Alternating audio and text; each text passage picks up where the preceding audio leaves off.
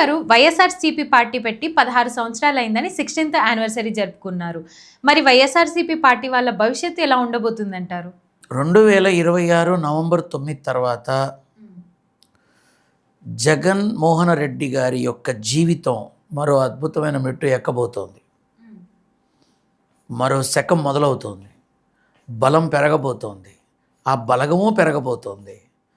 So YSRCP అనే party యువత కోసం, శ్రామికుల కోసం, రైతుల కోసం ప్రత్యేకించి స్థాపించబడినటువంటి పార్టీ.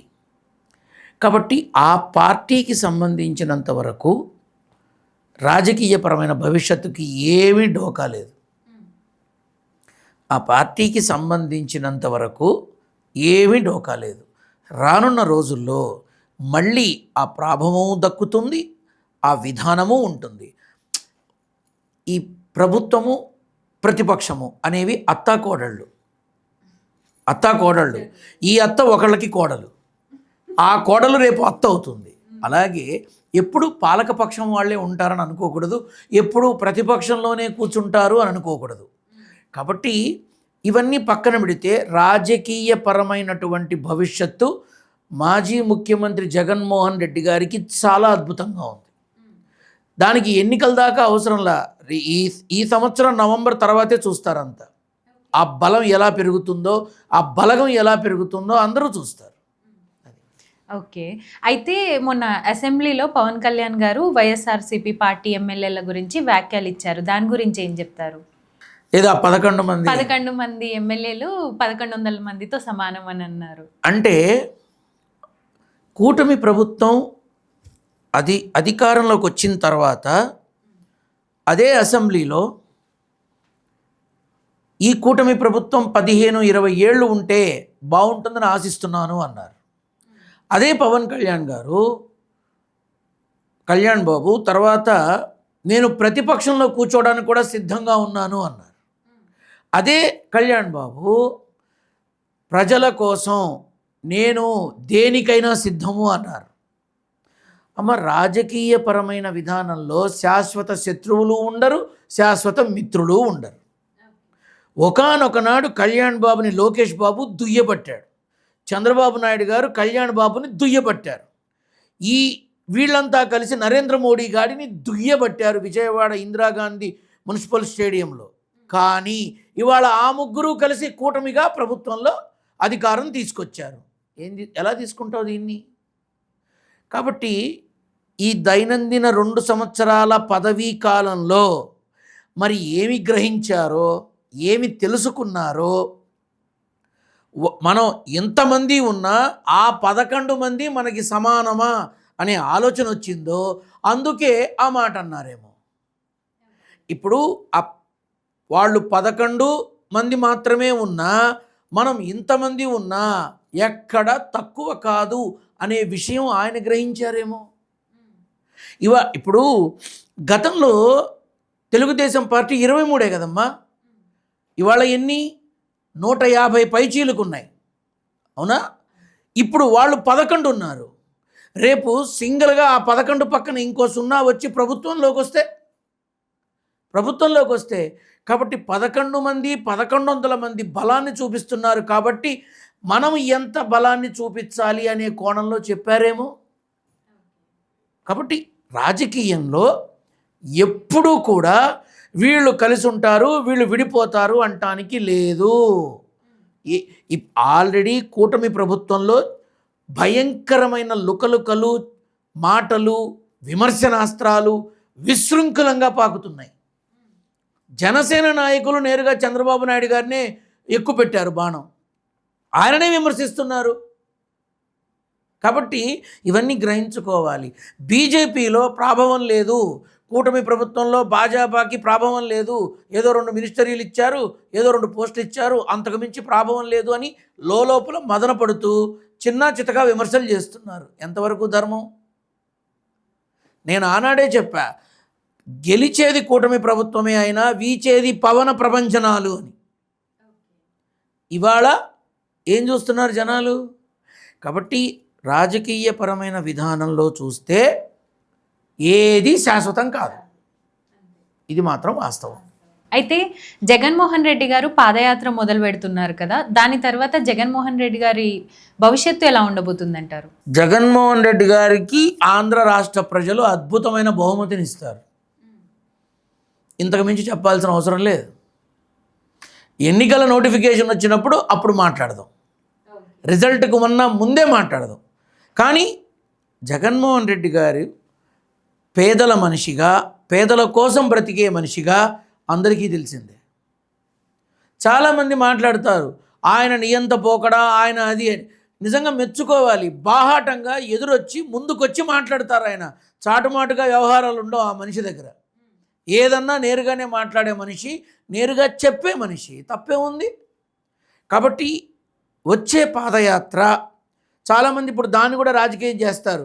పాదయాత్ర చేసి ఓట్లు సంపాదించి మళ్ళీ అధికారంలో రావడానికి చూస్తున్నారు అని చాలామంది నాయకులు అంటారు. ఇప్పుడు ఆయన పాదయాత్ర చేస్తోంది ప్రజలకి జరిగిన మంచి ఏమిటి గతంలో, ప్రజలకి జరుగుతున్నది ఏమిటి ప్రస్తుతం, ఇది తెలియపరచడానికి, అలాగే తన కోసం నిలబడిన పేద ప్రజల కోసం ఆయన పాదయాత్ర చేస్తున్నాడు తప్ప ఓటు బ్యాంకు కోసం కాదు. ఈ సంగతి గ్రహించాలంతా. అలాగే. అయితే గురుగారు, టీడీపీ చైర్మన్ బిఆర్ నాయుడు గారి మీద కొన్ని రూమర్స్ వచ్చాయి కదా, దీన్ని మీరు ఎలా చూస్తున్నారు? టీడీపీ చైర్మన్గా ఉన్నటువంటి బిఆర్ నాయుడు గారు చాలా కింది స్థాయి నుంచి ఇవాళ చాలా ఉన్నతమైన స్థాయి వరకు వచ్చినటువంటి పెద్ద మనిషి. కానీ ఎప్పుడైతే టీటీడీ చైర్మన్ స్థాయిలో ఉన్నప్పుడు ఈ అపవాదులు, ఈ నిందలు, ఈ మాటలు వచ్చాయో తక్షణమే ఎడం చేత్తో రిజైన్ చేసి విసిరవతల పారేసి నా మీద పడ్డ నింద తొలగిపోయినాక వచ్చి కూర్చుంటాను అని వచ్చేసుంటే ఆయనకి గొప్పగా ఉండేది, చాలా గౌరవంగా ఉండేది. కాకపోతే జరిగిన ఆ ప్రెస్ మీట్లో ఆయన ఓపెన్గా చెప్పారు, మాకు 30 ఏళ్ల అనుబంధం ఉంది, 30 ఏళ్ల సంబంధం ఉంది అని. ఈ మాట ప్రజలు ఎలా తీసుకుంటారు? ప్రజలు ఏ విధమైన అర్థంలో తీసుకుంటారు?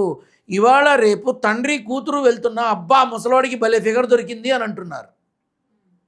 అలాగే తల్లి కొడుకు వెళుతున్నా తప్పుగా ఆలోచిస్తున్నారు. అటువంటి సమాజంలో ఉన్న మనం మాట్లాడే మాట ప్రజలు ఏ రకంగా తీసుకుంటారు అని ఆలోచన చెయ్యాలి. మాకు సంబంధం ఉంది, స్నేహబంధం ఉంది, ఇలా ఉంది అని చెబితే ఖచ్చితంగా 100కి 100 మంచి తీసుకోరు. అది దృష్టిలో పెట్టుకొని మాట్లాడితే బాగుంటుంది. ఇప్పుడు కాసేపు ఏఐ టెక్నాలజీ అని, కాసేపు మేము మాది బంధము, అనుబంధము, స్నేహబంధము అని, కాసేపు అసలు అది తప్పు అని, ఇలా 3 రకాలుగా మాటలు వచ్చాయి. ఇప్పుడు ప్రజలు ఎలా నిర్ణయిస్తారు? కాబట్టి ఆ పదవిలో ఇప్పుడు టీటీడీ చైర్మన్ పదవిలో ఉన్న బిఆర్ నాయుడు గారి మీద పడ్డటువంటి ఏ నిందైతే ఉందో అది బిఆర్ నాయుడు గారికి కాదు, టీటీడీ చైర్మన్ పోస్టుకి, ఆ పోస్టుకి వచ్చింది. కాబట్టి ఆయన అందులో నుంచి ఇప్పుడు చంద్రబాబు నాయుడు గారు ఇచ్చారు ఆయనకు, అది ఇప్పుడు ఆయన ఇచ్చారు కరెక్టే. కానీ ఈయన నా మీద నింద పడ్డప్పుడు నాకు అవసరం లేదు ఇది అని పక్కకు వచ్చి ఆయన ఏంటో చూపించి ఆ తర్వాత మళ్ళీ చంద్రబాబు నాయుడు గారే బాహాటంగా ఆహ్వానిస్తే అది చాలా అద్భుతంగా ఉంటుంది. కానీ ఆ పని చెయ్యరు.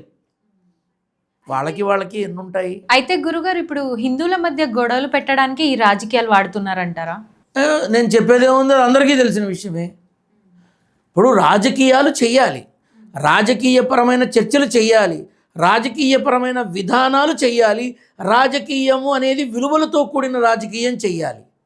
దానికి హైందవాన్ని, ఆధ్యాత్మికతని, భగవంతుణ్ణి, భగవత్ ప్రసాదాన్ని విచ్చలవిడిగా వాడటం అనేది మాత్రం ధర్మ విరుద్ధం. ఇది మాత్రం సహేతుకం కాదు. అయితే గురుగారు, ఇప్పుడు ఏపీలో జరుగుతున్న ప్రెజెంట్ సిచ్యువేషన్ పై మీ అభిప్రాయం ఏంటంటారు? అంటే దేని మీద? అన్ని రాజకీయాలు, టీడీపీ కానీ తెలుగుదేశం. ఇక్కడ నేను చెప్పేది ఏంటంటే, కూటమి ప్రభుత్వం అధికారంలోకి వచ్చాక ఆ రోజు నుంచి ఈ రోజు వరకు, ఇప్పటి వరకు ఆ మహామహిమాన్వితుడైన కలియుగ వైకుంఠనాథుడైన శ్రీ వెంకటేశ్వర స్వామి యొక్క ప్రసాదం మీదే జరుగుతూనే ఉంది. ఇంకో 2-3 ఏళ్ళు అదే జరుగుతుందేమో అనిపిస్తోంది. ఇచ్చిన హామీల గురించి, ఇచ్చిన వాగ్దానాల గురించి, చేస్తాము అన్న ప్రాజెక్టుల గురించి, జాబ్ క్యాలెండర్ గురించి, పేదవాడికి అందాల్సిన వైద్యం గురించి, పేదవాడికి అందాల్సిన చదువు గురించి, ఫీజు రియంబర్స్మెంట్ గురించి, రైతులకి ఇవ్వాల్సినటువంటి సదుపాయాల గురించి వీటి గురించి ఈ రానున్న 2 ఏళ్ళన్నా ఆలోచిస్తే బాగుంటుందని నా అభిప్రాయం. భగవంతుడి ప్రసాదాన్ని తప్పుపట్టి చేసిన తర్వాత ఇందులో ఏ కొవ్వు లేదని కోర్టులేవో చెప్పాయట, తర్వాత ఏవో ఈడీ వాళ్ళు చెప్పారట, ఇప్పుడు ఏకసభ్య కమిషన్ వేశారట, రేపు వాళ్ళు కూడా అదే చెప్తారు. వాళ్ళు అదే చెప్తారు. ఇక్కడ ఆలోచించాల్సింది ఏంటంటే ఆ తిరుమల ప్రసాదంలో కెమికల్స్ కలిశాయి అన్నారు. కెమికల్ అనేది పన్నీరు రోజ్ వాటర్తో చెయ్యరు, స్పిరిటు యాసిడ్తో చేస్తారు. అవి కలిసిన కెమికల్ లడ్డూలో ఉంటే అసలు లడ్డూ రంగు అలా ఉంటుందా? లడ్డూ నిలబడుతుందా? అసలు ఉండ కట్టగలరా? ఈ విషయాలు ఎందుకు మర్చిపోతున్నారు అర్థం కాదు. రాజకీయ పరంగా మాట్లాడుతున్నారా, రాజకీయానికి లడ్డూని వాడుకుంటున్నారా అనే అనుమానం ప్రజల్లో వస్తుంది. సో అరే మొన్న రాజమండ్రిలో కల్తీ పాలు తాగితేనే కొంతమంది అసువులు బాశారు, హాస్పిటల్లో ఉన్నారు అన్నారు. కల్తీ పాలకి మరి పంది కొవ్వు, ఆ కొవ్వు, ఈ కొవ్వు, నా పిండాకుడు కొవ్వు, ఇన్ని కొవ్వులు కలిసి 6 ఏళ్లుగా లడ్డూ ప్రసాదాన్ని తింటే ఏమీ కాలేదే ఎవరికి? మరి కెమికల్స్ తిన్న లడ్డూలు తింటే ఎవరికి ఏమీ కాలేదే? ఒక్క కేసన్నా ఉందా హాస్పిటల్లో లడ్డూ ప్రసాదం తినటం వల్ల ఇతనికి ప్రమాదం వచ్చిందని? లేదు. కాబట్టి ప్రజలు పిచ్చివాళ్ళు కాదు, ప్రజలు గమనిస్తున్నారు, ప్రజలందరూ గమనిస్తున్నారు. ఈ రాజకీయ పార్టీలు ఈ లడ్డు వివాదాన్ని వాళ్ళ స్వార్థం కోసం వాడుకుంటున్నాయా అని ఆలోచిస్తున్నారు. ఇది గమనించాలి. అయితే ఉగాది తర్వాత ఏపీ రాజకీయాల భవిష్యత్తు ఎలా ఉండబోతుందంటారు? ప్రత్యేకించి ఉందమ్మా, ఏం లేదు. ఉగాది పంచాంగం టీడీపీ కూటమి పార్టీ వాళ్ళు తీసుకొచ్చే పండితులు వాళ్ళకి ఫేవర్గా చెప్తారు, అంతే కదా. అంతే. అబ్బో ఇదైపోతుంది, ఇది చేసేస్తారు, అది చేస్తారు. డయాస్ మీద కూర్చొని చంద్రబాబు నాయుడు గారికి ఈ ఇబ్బంది ఉంది, చంద్రబాబు నాయుడు గారికి ఈ సమస్య రాబోతోంది, చంద్రబాబు నాయుడు గారు ఈ ఇబ్బంది చెప్పగలడు ఎవడన్నా చెప్తాడా? వాళ్ళకి ఫేవర్గానే చెప్పాలి, లేకపోతే ఇక్కడ పంచి ఊడిపోతుంది. అలాగే ఎవరికి సంబంధించిన వాళ్ళు వాళ్ళకే ఫేవర్గా చెప్తారు. అలా కాకుండా నిజమైన విధానంలో గ్రహస్థితులు ఈ అంటే వాళ్ళు చెప్తారు, అంటే నేను వాటి మీద ఎక్కువ దృష్టి పెట్టను, ఈ రాసులు గ్రహాలు నక్షత్రాలు నా నాన్న గర్భంలో ఉండే ఆట బొమ్మలు అని భావిస్తాను నేను. కానీ పంచాంగం చెప్పేవాళ్ళు ధర్మబద్ధంగా రాశి ఫలాలని గ్రహాలని వీటన్నిటి, అయ్యా రాశి ఫలాలు అంటే ఇందులో ఉండే, మళ్ళీ వేరే అర్థం తీసుకొని నా మీద దుయ్యపట్టబాకండి. నక్షత్రాలు గ్రహాలు రాశి వీటి యొక్క విధానాన్ని తెలియపరచాలి, కొమ్ము కాయకూడదు, తప్పు చెప్పకూడదు, ధర్మబద్ధంగా నిజం మాట్లాడాలి. అలా మాట్లాడితే మంచిది, అంతే. అయితే గురుగారు, ఇప్పుడు రాఘవ శర్మ గారు రాజకీయాల్లో ఎంట్రీ ఇస్తున్నారు అని అన్నారు. మీరు నిజంగా రాజకీయాల్లోకి ఎంట్రీ ఇస్తున్నారా? రాజకీయాల్లోకి రాకూడదని లేదు, వెళ్ళకూడదని లేదు. కానీ ఇప్పుడు సీతమ్మ కొడుకుగా, నారసింహుడి బిడ్డగా, భగవత్ సేవకుడిగా 10 మందికి ఉపయోగపడే విధంగా బ్రతుకుతున్నా నేను కదా. నా నారసింహుడికి రే ఇక నువ్వు వెళ్ళి ఈ సేవ చెయ్యరా, ప్రజల్లోకి వెళ్ళరా అని అన్నాడు అనుకో, అప్పుడు ఆటోమేటిక్గా అది కూడా వస్తుంది. కానీ ఇక్కడ ఖచ్చితంగా చెప్తున్నా, నేను నిజం మాట్లాడతా, ఉన్నది ఉన్నట్టు మాట్లాడతా, ఖచ్చితంగా మాట్లాడతా. ఎదుట ఎవడున్నా నాకు అనవసరం, నేనిది అని తెలియబరుస్తా. ఇప్పుడు చెప్పమ్మా, నాలాంటి వాడిని ఎవడన్నా పిలుస్తాడా పార్టీల్లోకి? అసలు ఇప్పుడు ఇలా ఉండాలి, అలా ఉండాలి, ఈ ఫేవర్ చేయాలి, ఆ ఫేవర్ చేయాలి, ఇవన్నీ ఉంటాయి. నన్ను ఎవడు పిలుస్తాడమ్మా రాజకీయాల్లోకి? ఓరి వీడు దుంపద వీడు ఉన్నది ఉన్నట్టు మాట్లాడతాడరా, లేనిపోని తలకాయ నొప్పి మనకెందుకురా అంటారు. కానీ ఖచ్చితంగా నా ధర్మాన్ని ఇబ్బంది పెట్టకుండా, నా విధానాన్ని ఇబ్బంది పెట్టకుండా, నా వల్ల మేలు జరుగుతుంది అని వాళ్ళు భావిస్తే తప్పకుండా నిష్కల్మషంగా, నిస్వార్థంతో, నిరాడంబరంగా టంగుటూరి వీరేశం గారు, ప్రకాశం పంతులు గారు, లాల్ బహదూర్ శాస్త్రి గారు, సర్దార్ వల్లభాయ్ పటేల్ గారు, పివి నరసింహారావు గారు, అటువంటి రాజకీయాలు ఏవైతే ఉన్నాయో అలాంటివి చేస్తే నిజంగా ప్రజాసేవకుడు అవుతాడు అని నేను అనుకుంటా. నన్ను పిలుస్తారని నేను అనుకోనమ్మా. ఎవడమ్మా నన్ను పిలిచి ఎవడన్నా నిప్పుని తెచ్చి నెత్తిన పెట్టుకుంటాడా చెప్పు? కాబట్టి నేను ఇలా ఉంటాను, నేను ఈ విధంగా ఉంటాను, నేను ఈ రకంగానే సేవ చేస్తాను అని తెలియపరిచిన తర్వాత ఉంటా రాఘవ శర్మ గారు అని వెళ్ళిపోతారు, ఎవడు నన్ను పిలవడు. ఇప్పుడు రాజకీయంలోకి వచ్చిన తర్వాత 2019 రిజల్ట్ తర్వాత కొంతమంది వైసీపీ నాయకులు ఇక 20 ఏళ్ళు 25 ఏళ్ళు మేమే మా జగన్ అనే సీఎం అంటే మీ బొందా అన్న. ఏమిటి మీ బొంద ఈ టర్మే, తర్వాత మీరు ఉండరు మళ్ళీ అన్న. నా మీద కోపం వచ్చి నా చేతులతో బీఫామ్ తీసుకొని అప్లై చేసి ఎమ్మెల్యేలై గెలిచిన తర్వాత వచ్చిన వాళ్ళు నేను ఆ మాట అన్నానని నన్ను దూరం పెట్టారు. ఉండరు మీరు, వచ్చే టర్మ్ ఇది కాదు అని అప్పుడే 2020లోనే చెప్పా. కావాలంటే ఎవిడెన్స్ ఉంది, ప్రూఫ్ ఉంది, మీ మాధ్యమాల్లోనే ఉంది, విడిగా కాదు. కాబట్టి అలా నిజం చెప్పేవాడిని ఎంతమంది ఇష్టపడతారమ్మా కదా. సో దీన్ని బట్టి నేను కావాలి అంటే, నారసింహుడి బిడ్డ కావాలి అంటే నిప్పు కణం, రాముడి బాణం, సీతమ్మ కొడుకు, ప్రాణం పోయినా మారం. చూశారు కదండి. మరిన్ని అప్డేట్స్ కోసం చూస్తూనే ఉండండి వలయం టీవీ అండ్ తప్పకుండా సబ్స్క్రైబ్ చేసుకోండి.